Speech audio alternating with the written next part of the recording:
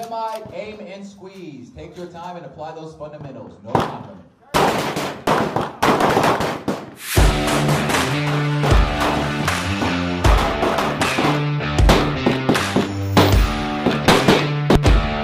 I'm Staff Sgt. Yastrzab with the 37th Training Support Squadron Combat Weapons Flight out at JBSA Chapman Annex.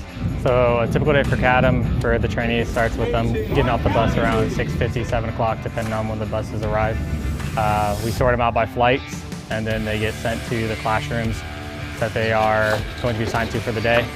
They're handed out weapons. They go through a 3-hour course, and then through that course they learn how to manipulate the weapon, live fire tendencies, and then they just go over everything that is going to encompass what they're going to take, what's going to go on today.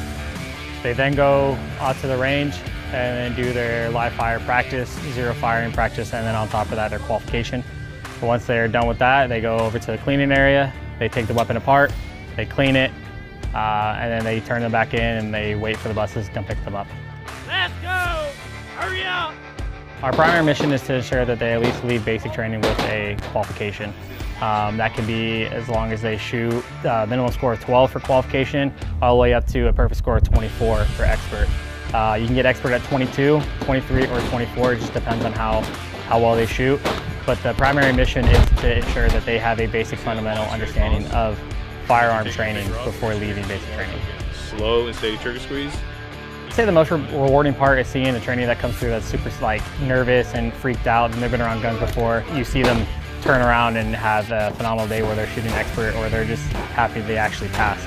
Hearing them come back and thank you for all the techniques that you gave them, and just seeing them be able to progress as an individual that is terrified of weapons, that then they become eager to come back.